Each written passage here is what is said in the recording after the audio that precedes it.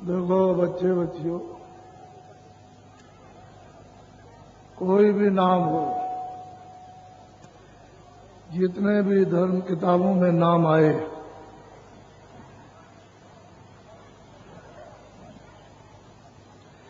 वो सतयुग का नाम हो या त्रेता का हो, या द्वापर का हो या कलयुग का हो,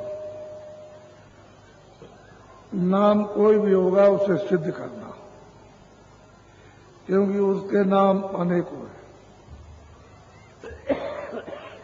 जब वो नाम सिद्ध हो जाएगा तभी जीवों को लाभ पहुंचाएगा। जब तक वो नाम सिद्ध नहीं होता है तब तक कोई नाम जीवों के लिए हितकारक नहीं। नाम अपने अपने समय में ठीक थे। सतयुग का नाम सतयुग में ठीक था, त्रेता का नाम त्रेता में, द्वापर का नाम द्वापर में। अब ये कलयुग लगा हुआ तो नाम सिद्ध करना। नाम जब सिद्ध हो जाता है तब आत्म कल्याण, मुक्ति और मोक्ष का दाता बनता है।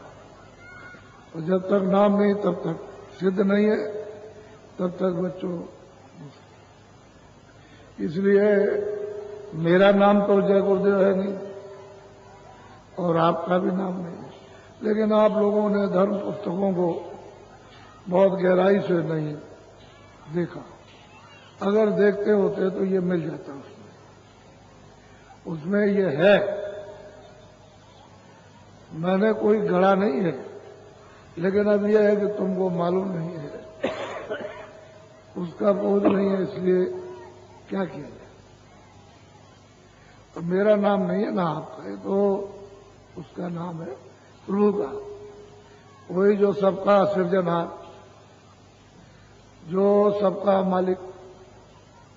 तो आप उसके बारे में क्या कह सकते हो। इसलिए आप लोग कभी शंका मत करो, शंका अति दुखदायी। बोलो जय गुरुदेव,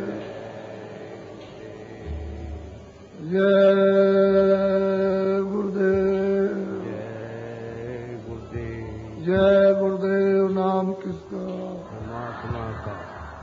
जय गुरुदेव नाम किसका, जय गुरुदेव नाम किसका।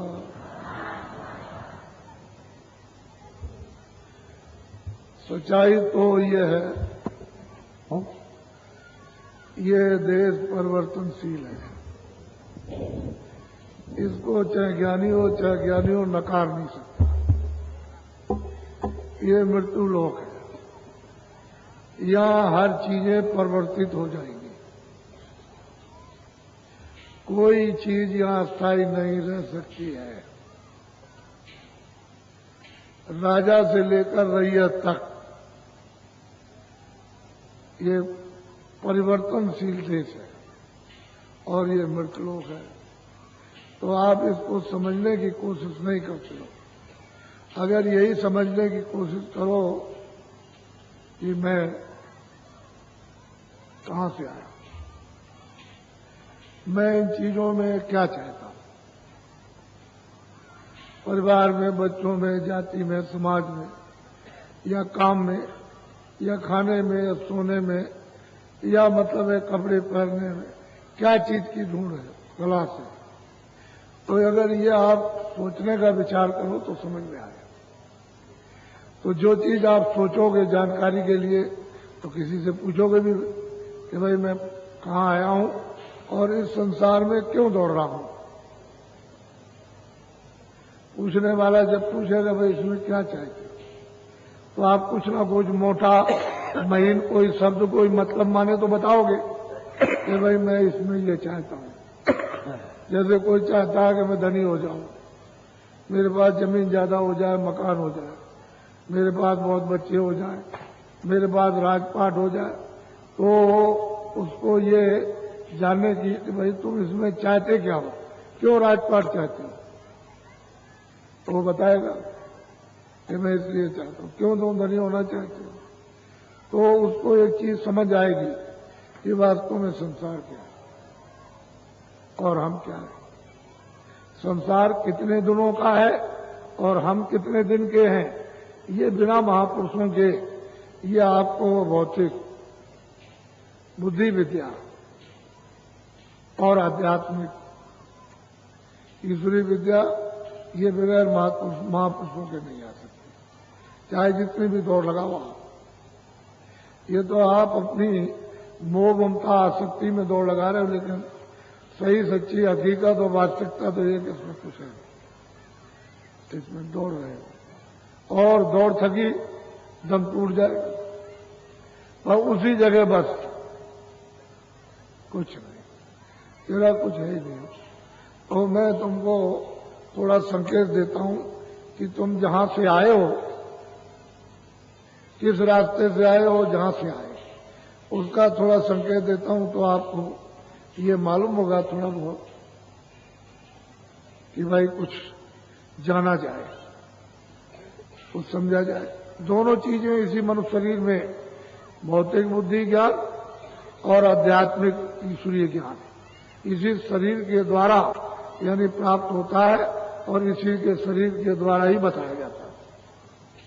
वहां तो ये शरीर है नहीं, वहां तो वहां की भाषा, वहां तो वहां का वो तो अलग है, लेकिन यहां मृतलोक की जो भाषा है और मृतलोक एक दूसरे से जो कहना है वो तो एक दूसरे का शरीर होना चाहिए। अगर कोई आदमी खड़ा हो जाए जिसको आपने कभी नहीं देखा तो आप तो डर के मारे तुरंत दम तोड़ दोगे, भय हो जाएगा। आप ही के शरीर में कोई मिलना चाहिए, तब तो हो सकता है। तो एक प्रार्थना करो, पहले मैं बोलूंगा उसके बाद।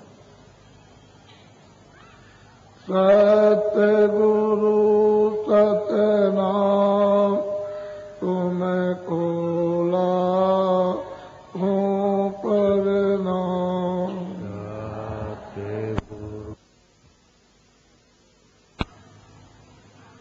बच्चे और बच्चियों, ऐसा तुम्हारा प्रकाश में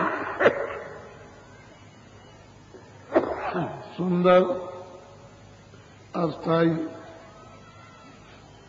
अखंड और अथाह देश उसको छोड़ करके आए। वहां न कभी रात हुई न होगी। ये चीजें जितनी भी देखते हो, जल पृथ्वी अग्नि वायु आकाश, ये वो नाम निशान को नहीं। ऐसे देश के, ऐसे अपने घर के वासी और वो सच्चा सबका माता पिता, उसको छोड़ करके यहां पराये देश में आप आए। दूसरे के देश में आकर यहां तुमको भटका दिया गया, इन्हें रास्ता छुड़ा दिया। जब रास्ता छोड़ दिया, भूल गए, तो अब यहां रास्ता ढूंढ रहे हो कि मुझे अपने घर में कोई रास्ता मिल जाए, क्योंकि उस घर में आनंद ही आनंद, सुखी सुख, ज्ञानी ज्ञान, प्रेमी प्रेम, शक्ति शक्ति, अमृति अमृत। तो वो जब कभी आप याद करते हो तो कहते हो भाई मेरा वो सुख कहाँ है, वो आनंद कहाँ है। तो इन सब चीजों में चारों तरफ दौड़ रहे क्योंकि रास्ता छोड़ दिया। जिस रास्ते से आए थे, जैसे पिता की उंगली पकड़ करके बाजार में गए और वो तमाशा जब बच्चा देखने लगा तो वो पिता की उंगली को छोड़ दिया, तमाशे में लग गया। पिता आगे बढ़ गया। जब आगे बढ़ गया तो बच्चा इधर चला गया, तो अब ना उसको तमाशे का मजा, और पिता ढूंढ रहा ना उसको मिल रहा, अब भटक गया। कितने लोग इस भीड़ में अपने बच्चों को छोड़ देते हैं और भटक जाते हैं, तो हाथ तक नहीं देते। तो वो तो अपना घर है, उससे वहां से आए हो। एक ही रास्ता सबके आने का और एक ही रास्ता वापस जाने का। जब एक ही रास्ते से आए और मनुष्य शरीर में एक ही जगह पर सांप को बैठा दिया, जब बैठ गए आप और जब रास्ता मनुष्य शरीर में आए थे और वो तुम भूल गए, छूट गया, तो आधार जब आपका टूट गया, संबंध विच्छेद हो गया, तो यहां भटक रहे हो। अब यहां क्या ढूंढ रहे हो? इंद्रियों के दरवाजों पर इंद्रियां इधर उधर बढ़ती है, देखने सुनने में, खाने में, इन सब चीजों में मन इनके दरवाजों में बैठ करके वही क्षणक रस लेता है, एक ठंडक, सोचता है कि भाई जब इतना जरा सा मिल गया तो आगे और मिल जाएगा, वहां गया उतना ही वहां, तो आगे मिलेगा, तो उसकी इच्छा यानी उसी आनंद की है, पर यहाँ कहीं भी वो आनंद नहीं, वो सुख कहीं नहीं, वो अमृत यहाँ कहीं नहीं, वो शक्ति, सुंदरता और ज्ञान यहाँ कहीं नहीं, वो तो आपने अपने घर को। यही जीवात्मा जो मनुष्य मंदिर में बैठी है, ये इतनी सुंदर है, ये सुंदर कोई चीजें है ही नहीं, लेकिन अब उसका दृग्दर्शन कैसे हो, साक्षात कैसे हो? तो जब तक कि वो महापुरुष, महान आत्मा जगी हुई नहीं मिलेगी, जिन्होंने अपना साक्षात्कार किया और जिन्होंने उस परमात्मा का, जिन्होंने ब्रह्म का, जिन्होंने पार ब्रह्म का, जिन्होंने साक्षात और उस प्रभु का जिन्होंने साक्षात्कार किया है, तब तक आपको ना अपना बोझ हो सकता, ना हो उनका किसी का होगा। तुमको क्या मालूम मृत लोक क्या है? तुम क्या जानो कि मतलब स्वर्ग वैकुंठ क्या? तुमको क्या पता है कि ब्रह्मांड क्या है? तुम्हें क्या मालूम है कि पार ब्रह्मांड क्या? यही भटक रहे हो गलीज में, कूड़े कचरे, इसमें वासना, तरह तरह की भिन्न भिन्न प्रकार की अनंतों वासनाएं, और वो दूषित वासनाएं, उसमें मतलब है इधर से उधर, उधर से उधर। तो जब वासनाओं में घूम रहे हो और ओस को चाट रहे हो, तो आपको मतलब एक कब तृप्ति मिल सकती है? इंद्रिया क्या है? ये मतलब चाट नहीं है, ये बाहर उसको मन दरवाजे में बैठ करके बस उसको ऐसे करता है, उसमें रस नहीं, कुछ नहीं है, तो भागते हो आप। फिर सब चीज मिल जाए तुमको, एक पैसा भी 9,000 पति, लखपति, करोड़पति, एक भी झोपड़ी हो, मकान मिला, ये मिला, वो मिला, सब मिलेगा, कुछ भी ना हो तुमको, जिम्मेदारी मिल जाए, राज मिल जाए, वहां भी तुम देखो चारों तरफ घूमकर, कहीं कुछ नहीं। वास्तव में ये संसार जिसने बनाया और जो हमको मांग करके ले आया, ये अपूर्ण है और नाशवान है, परिवर्तनशील है। अब जो ले आया और मांग करके ले आया, तो उससे मांग के ले आया, तो मांग के ऐसे थोड़ी मिल जाएगा, उसके लिए कठोर तपस्या करनी। जब कठोर तपस्या करेगा तभी तो वो मालिक प्रसन्न होगा, और प्रसन्न होकर के कहेगा तुम क्या चाहते हो, तब फिर उसने मांगा कि ये जो ये जीवात्मा है, हम किसी तरह का राज चाहते हैं तो हमको दे दीजिए। यानी इस प्रसन्नता के एवज में आपका एक छोटा सा भंडार दिया गया, और वहां से रास्ते से ले आए, रास्ते से ले आए, रास्ता दूसरा नहीं है, एक ही रास्ता आने का और एक ही वापस आने का। न पहले था 2 रास्ते, न आप आने का भी एक ही आने का। अब जब तक वापस जाने का रास्ता नहीं मिलेगा, तब तक आप अपने ऐसे यानी मतलब प्रकाशमान और स्वच्छ और पवित्र निर्मल देश में आप कैसे पहुंच सकते हैं? तो रामायण में गोस्वामी जी महाराज कहते हैं, हमारी बात तो छोड़ दीजिए आप, वो जो कहते हैं कि प्रकृति पार प्रभु और वासी, ब्रह्म निरीय विरज अपनासी, कहते हैं ताम वो कर कारण लाए, कहते वहां मोह कुछ नहीं, न काम है, न मोह, क्रोध है, न ये, न आता, न से, इनमें से कोई चीज वहां है ही नहीं। न ये जमीन है, न आसमान है, न स्वर्ग है, न वहां वैकुंठ है, न वहां मतलब है कि ब्रह्मलोक है, न ब्रह्मांड है, कहते वहां ये सब कुछ है ही नहीं। एक अनि अनामा, कहते हैं वो एक अनाम है, अरूप है, उसका कोई वर्णन नहीं कर सकता। ऐसा कितना लंबा चौड़ा है, कितना, उसकी क्या तारीफ होगी, कोई क्या कर सकता है, कितना लंबा चौड़ा। और उसको कहो कि मतलब यह है कि कितने संख हो, ये लंबाई चौड़ाई योजन की है तो वो भी नहीं कहने में आता, वो तो बहुत बड़ा है, वो तो आता है। यानी वो तो ऐसा महासागर है कि उसकी कोई पैमाइती नहीं हो सकती।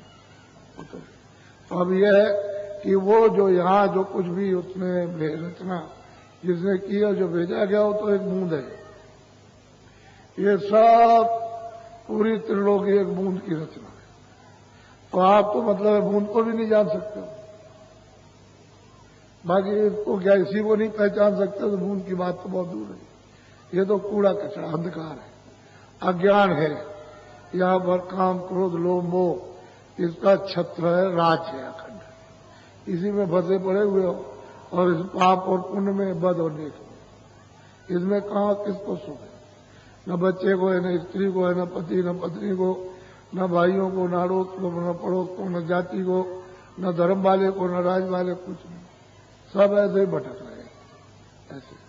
तो आप अपना रास्ता छोड़ दिया और परदेश में आकर के जो आपको अधिकार दिया, जो ईश्वर को भी अधिकार नहीं, वो आपको दे दिया। उसने ये अधिकार दिया है कि देखो ये बुरा है, ये अच्छा, तुम बुरा से बुरा करो, अच्छा से अच्छा, मेरी तरफ से कोई रोक टोक और आदेश नहीं। इतना अधिकार कलयुग में आपको दे दिया कि जो भी अच्छे बुरे काम करोगे अपना अपना भोगो।